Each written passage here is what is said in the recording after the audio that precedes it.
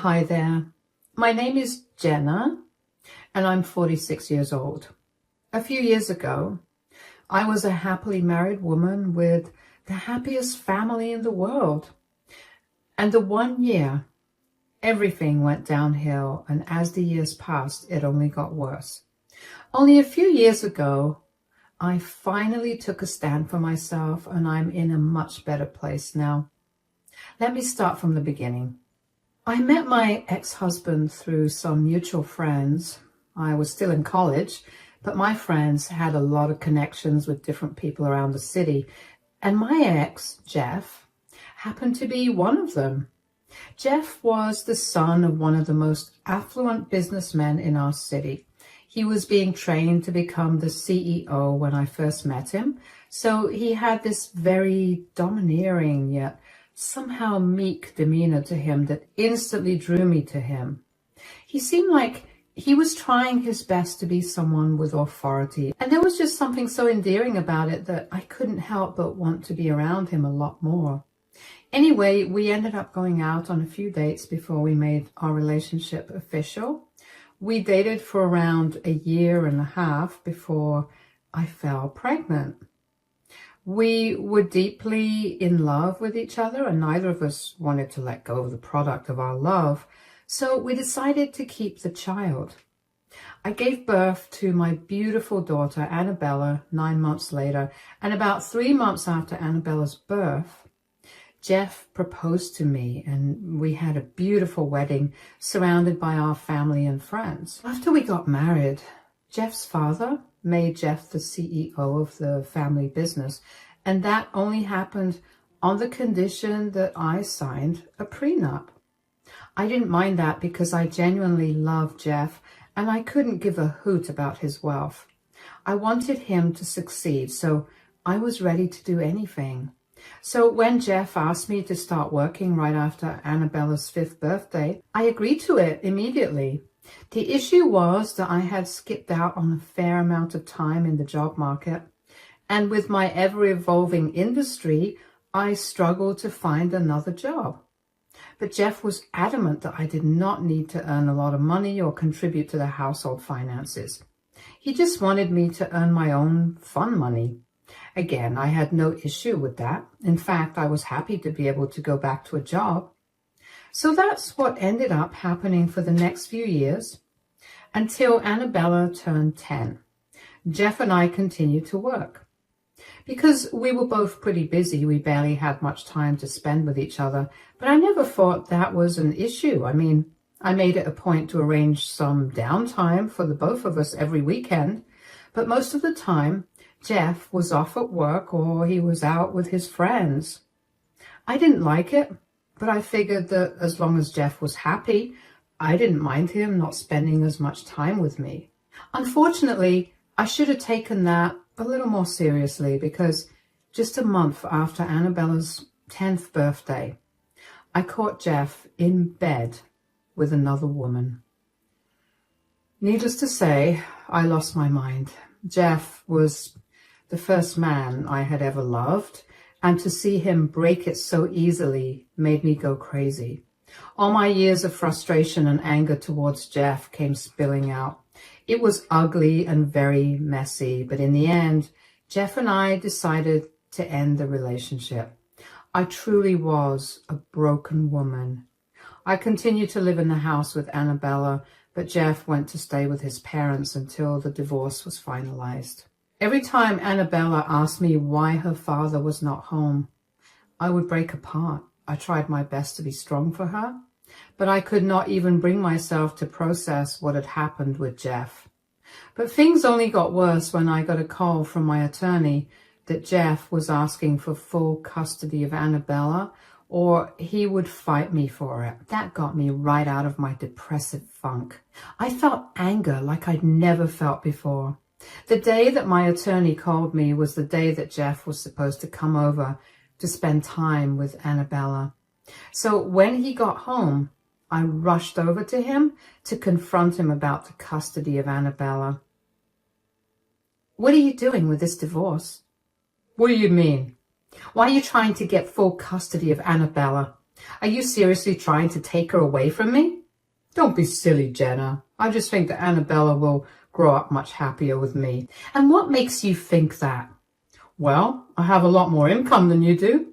She's going to struggle to have her basic needs met if she stays with you full time. Child support will only cover so much.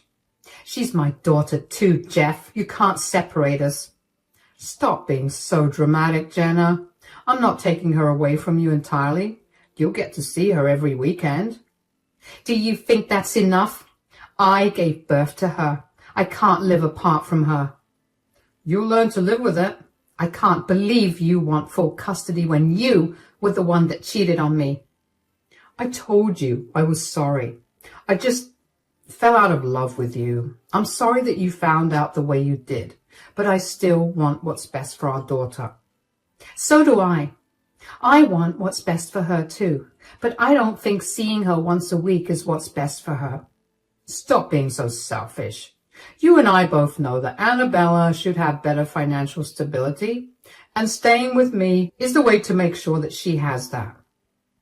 I know I'm not being selfish. I know you well enough by now to know that you will plant seeds of hate in Annabella's heart. You make her hate me, and then I'll have no contact with her at all. You sound insane. I have better things to do other than ruining my daughter's relationship with her mother. If I promise you that I won't do something as silly and stupid as that, will you not fight this custody battle? I don't care about what you plan on doing, but I want to spend equal amounts of time with my daughter. You can't take that away from me. God, just think about what's best for Annabella for once. Why do you always have to get your way? Get my way? What are you talking about? You ripped this family apart because you couldn't contain your urges. This is the least I'm asking for. You're only doing more damage by trying to take Annabella away from me. You know what? I'm tired of you. If you want this to be amicable, let me know within the next 3 days, or I will make sure I win full custody of Annabella. You're a ruthless monster. Yeah, you can call me whatever you want, but that isn't going to change reality. I'm the better parent, and there's nothing you can do about it. I could not believe the sheer audacity that Jeff had to try to take my daughter from me when he was the one who broke the family apart. Jeff refused to talk to me without our lawyers present after that, so there was no way for me to try to talk to him privately. At every turn, it felt like Jeff was taking pride in being able to beat me at everything. And that only made me spiral further. I ended up losing my job, and I couldn't keep up with the lawyer fees. All of that only led to me losing custody of Annabella. But I was granted custody every weekend. I hated that I would only be able to see Annabella every weekend, but truthfully, I was glad that I managed to be able to see her at all. Jeff did not go easy on me, and he made sure to make me suffer during the entirety of the divorce proceedings. Once the divorce was finalized, I was flat broken. My parents sent me some money to get me my own place, and it was just enough to rent a small apartment. I managed to get a job as a waitress, and that was what kept me alive for a long time. I could not bring myself to try for jobs in my field again because I was really depressed and I could barely handle my waitressing job. I would not have been able to handle an even high-pressured job. So I made sure to work hard and earn as much money as I could so I could spoil Annabella to the best of my abilities. At first, for the first 2 years or so, Annabella and I remained close. She would hate to leave me and would always come over with the biggest smile on her face and a skip in her step. And then the changes began to settle in. Annabella became a lot more reserved. She began skipping her stays with me. At first, I thought that it was Jeff's doing, but he was adamant about not being involved. He told me that he had no interest in my relationship with Annabella, so he wasn't going to interfere in it. He told me that Annabella was free to do whatever she wanted, and if she wasn't coming over, it was because she didn't want to come over.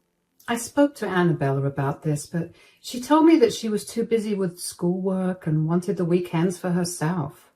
I accepted her answer, even though it hurt me. I mean, what kid would not want to spend time with their mother? Still, I kept my door open to her, and every once in a while, Annabella would come over. She'd be in tears about something. I'd comfort her. She'd tell me how lucky she was to have me as a mother, and she'd stay in contact with me for about 2 weeks before going back to ignoring me.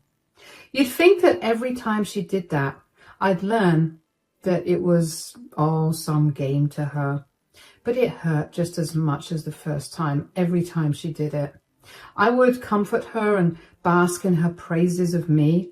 I would work harder to make sure that she was happy and doing better than she was at her dad's place. Don't get me wrong. I didn't do any of that because I wanted her to choose me over her father. I only did that because I wanted to see her happy. And if I had the faculties to make that happen, you best bet that I did that. Eventually, it got to a point where I hadn't seen Annabella in over 8 months. Every time I tried to get a hold of Annabella, she'd either decline my calls or give me some lame excuse for why she couldn't make it. I never stopped trying for even a second to get her to visit me. And then one day, she told me that she'd be coming to see me. I was beyond ecstatic. When she arrived at my place, I greeted her as warmly as I could. "Hi, sweetie. It's been such a long time since I saw you." "Yeah, I guess. I'm so sorry that I haven't had the time to meet you as much. I've been really busy with work and my rent increased, so I've been pulling a lot more overtime to make up for it." "Why are you explaining yourself? It's whatever. I don't really care." "You seem upset with me. I wish I could change things, but Mom, stop it. I'm not upset with you for not visiting me as much. I mean, to be fair, if I wanted to meet you, I would make more of an effort as well." "What do you mean?" "Most of the time when you're finally free to meet me, I can tell you that I'm busy. The truth is, I'm never busy. I just prefer Dad's place to yours." "Oh, yeah, I get that it's mean, but I also know that if I let you sit with that guilt any longer, it'll become my problem for the rest of the weekend. I'm sorry I've made you feel like my problems are something that you have to deal with, but if you don't mind me asking, why are you being so rude to me?" "Isn't it obvious by everything I just told you? I don't want to be here." "Oh, I get that. But you almost always never want to be here. Yet you're nice to me. What's different this time?" "That's none of your concern." "It is, considering I'm your mother and I'm bearing the brunt of whatever's making you feel this way." Fine. Something's bothering me and I don't know how to feel about it." "All right, that's a start. Tell me what's bothering you." "Well, Dad's been seeing someone for the last 2 years. "Uh-huh. And I guess their relationship was going really well because 3 days ago, Dad told me that he was going to propose to his girlfriend." "Oh, wow. And that's been bothering you?" "Yeah, I guess. I'm just scared that Dad's going to forget me because he'll get too wrapped up with his girlfriend." "Have you met his girlfriend?" "Yeah, like twice. I mean, she seemed nice and she looked like she really loved Dad. Dad looked happy and I guess I'm happy for him, but I'm still scared that she might make Dad turn his back on me like some evil stepmother." "I don't think that will happen." "How do you know that?"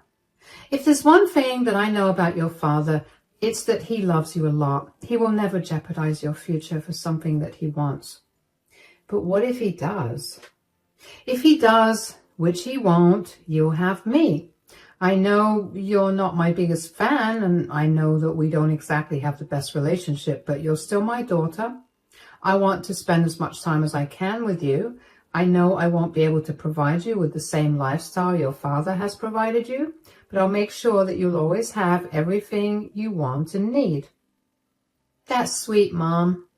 But I seriously don't want Dad to change or his wife to be a monster. Things will work themselves out. Don't worry about a thing. How about we eat some ice cream and watch your favorite movie now? I feel like that would cheer you up. Yeah, let's do that. I will admit that hearing that Jeff was getting married again made me feel a little upset. I know that he was no longer mine, but it felt odd. So I couldn't imagine what must have been going through Annabella's mind. I did my best to put her mind at ease, and I kept reassuring her that if hypothetically things went south between her and her father, I would be there for her. Now, at this point, I had grown so numb to Annabella's emotional torture that I even began overlooking her snide insults aimed at me. I was so desperate to spend time with her that I overlooked her disgust of me and my way of life. That was my biggest mistake, not noticing things. After Annabella went back home to her father that time, I never properly saw her after that. At best, she'd visit me for my birthday and the holidays for an hour, and that was it. I was a broken woman. Nothing in the world could bring my spirits up. And I became pretty comfortable in my sorrow. While I was rotting away, Annabella began to live out all her dreams. Her father got married to a beautiful woman, Gwen, who she would flaunt on social media as her true mother. The three of them would go on family vacations every couple of months, and when it came time to go to college, Annabella went to the best university in our city, while she continued to stay with her father and his wife, Gwen. I continued to struggle to make ends meet for myself, and even though I was initially bitter to see the three of them living the life that was supposed to include me as well, I learned to gradually get over it. And then tragedy struck one day. Jeff got into a horrible accident where he died on impact. Needless to say, Annabella was a wreck. I wasn't a mess in any sense, but I was affected by his death too. He had been a huge part of my life for a long time, and even though things soured between us, it didn't mean that he didn't hold a special place in my heart. Even though I desperately wanted to reach out to Annabella, I gave her the space I knew she wanted. After Jeff's funeral was done, I went over to her place and spoke to her for the first time in a very long time. Hey, sweetie, how are you doing? Well, my father just passed away, so I definitely don't feel good. I'm so sorry for your loss, honey. I don't know how else to reach out to you and comfort you. No, I'm sorry for being a little hard to handle. Things are just not going so well in my head. Yeah, I can imagine what you must be going through, but I had an idea. Why don't you come and stay with me after your dad's funeral is done? Stay with you? Like for a week or for good? For good, sweetie. I mean, I know you're all grown up now, but you'll still need a place to stay while you go to college, right? My place is a lot closer to your college, and you're my daughter, and I really want to spend time with you. You're going through something horrible, and I want to be there for you. I know that we haven't exactly been very close these last few years, but maybe we can fix that now. Is that all Dad's death means to you? An opportunity to get close to me? Are you secretly happy that Dad died? Whoa, you're jumping through a lot of hoops to get to those conclusions. That's not true at all. Did I have a good relationship with your dad after we got a divorce? No, but that does not mean that I didn't want you to have a good relationship with him. I know that you're struggling right now, but there's no need for you to villainize me when I've been nothing but supportive of everything you've ever wanted. Now, do you want to move in with me? No. No? Do you mind me asking why? And where will you stay if not with me? Do you have your own place? I don't have my own place, but I'll be staying with Gwen in her huge mansion of a house. But I'm your mother. Do you want to stay with me? Living with a penniless waitress in a cramped apartment? I'll pass. You can't be serious. You're not staying with your mother because you want to live in a mansion? Not just that. I need stability, Dad made sure that Gwen would take care of me when he died. She promised me that she would take care of me too. Living in her mansion is only a bonus. You're going to only bring me further down because you have no money, and you won't be able to provide for me in the way that Gwen would. That's really upsetting to hear. I did not raise you to be so selfish and opportunistic. Are you even close to Gwen? Last I heard, you two barely know each other. Who cares if I know Gwen or not? She promised to take care of me, so that's all that matters. I don't want anything more to do with you. I only kept my relationship with you because Dad forced me to. I wanted nothing to do with a penniless beggar like you. I felt like I was living in poverty while I was with you for my weekend stays. And I never want to go back to that again. Wow. Okay. If that's how you really feel, then I can't do anything. I don't want you to force yourself to keep a relationship with me going, so we can part ways here. Since you really want to stay with Gwen, you can. But if things go south, I won't be able to help you out. Do you understand? Good riddance. I don't need you anyway. Annabella shoved me out of the house and then slammed the door in my face. I felt so shocked that I didn't even know how to react. I never anticipated Annabella to actually tell me what she really thought about me. I had only gone there to be there for her in her hard time, and instead I got slapped with the biggest insult of all. Instead of feeling pitiful about my miserable life for the first time in forever, I felt an ungodly amount of rage coursing through my veins. I knew that grief made people act funny, but this was not acceptable. I would not sit silently as Annabella insulted me. I didn't plan on doing anything to her, but I knew that if she ever came back to me for help, I would not help her no matter what her situation was. And just as I'd expected it, only a week after our conversation, Annabella showed up at my doorstep with an eviction notice in her hand. Annabella, what are you doing here? I got evicted. What? Are you serious? Yeah, here. Look at this eviction notice. That jerk played me. She promised Dad that she would take care of me, and in just a week, she threw me out of her house. Wow. No one could have ever seen this coming. Why are you being so sarcastic? Everyone knows that your father only married Gwen for her money and wealth. She married your father because she wanted even more money from his company. She got it now that he's dead. And the last thing she wants is a grown adult living in her house. And you didn't think to warn me? It would have saved me a lot of embarrassment. She served me an eviction notice in front of all her friends and then proceeded to make fun of me with them. Well, what do you want me to do now? You didn't want to listen to anything I wanted to say because you were adamant about me being some evil character whose life goal is to ruin your life. I didn't mean it like that. I mean, just think about things from my perspective. Dad had 10 times more money than you did. And now that he passed on most of it to Gwen, I figured she'd take care of me too, especially since she promised. You think promises mean anything when money comes into play? Come on, Annabella, you're smart enough to know better. Fine, I made a huge mistake. Now, can I stay with you? Stay with me? I'm sorry, my apartment is too small for 2 people. What? What do you mean? You said it yourself. I'm a penniless waitress living in a cramped apartment. I can't let it be more cramped than it already is. You're going to have to find another place to live. Are you seriously not going to let me stay with you because of what I said last time? I was grieving. You can't hold that against me. Just because you're grieving, it doesn't mean that you get to say hurtful things and not suffer the consequences of it. I know you lost your father, but I lost my first love. Yeah, I know we ended up parting on really bad terms, but I still cared for him.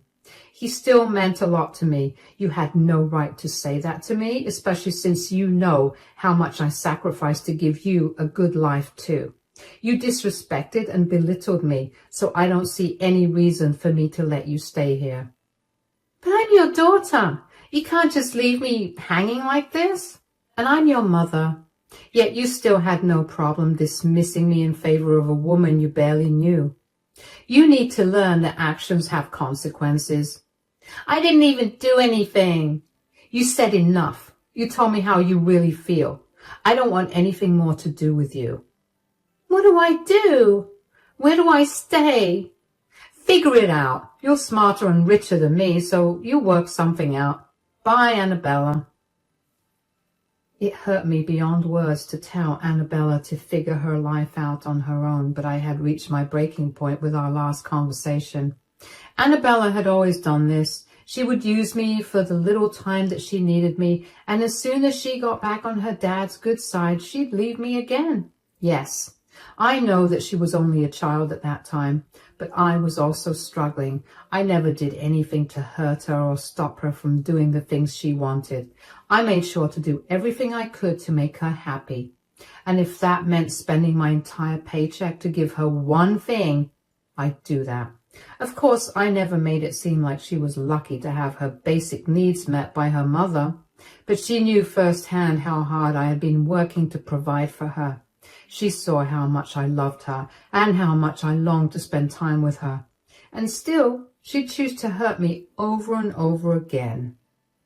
I knew that if I gave Annabella a place in my home for even a few days, she would manage to convince me to let her stay with me until she found someone else to run off with and hurt me again. I was tired of constantly living on the edge.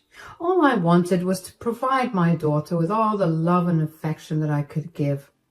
But she would constantly stamp out all my efforts and laugh in my face. That takes a huge toll on me. And yeah, I knew that I was only kicking her when she was down, but what was a penniless waitress like me supposed to do? In the days that followed, Annabella managed to find a place to stay with her friends. She had quite a bit of money from her father's inheritance, so she was able to get herself an apartment. But it would take a few months until she could move in. She couch surfed during those months, but she made sure to text me every day about how much of a disappointment I was to her as a mother. It hurt like crazy to read those messages, but I learned to ignore them. I knew I was doing what was best for her at the end of the day. She needed to learn that her actions have consequences, and if that lesson has to come through me, then so be it. Annabella eventually moved into her own place and found a good job to support herself. She stopped texting me, and I think I've been blocked, but I haven't really checked. I booked myself a therapist, and I've been going to therapy regularly for the last 6 months. I've gradually learned to be proud of myself for standing up to Annabella. I'm glad that I finally put my foot down and stood my ground. It's been really hard to accept myself for letting go of my baby girl, but in the end, it was a decision I had to make for the better of both of us. Life is still continuing, and I'm only getting better. I recently got promoted to manager, so not only does that mean that I'm gradually doing better for myself, but it also means that I'm no longer a penniless waitress. Thanks for listening to my story.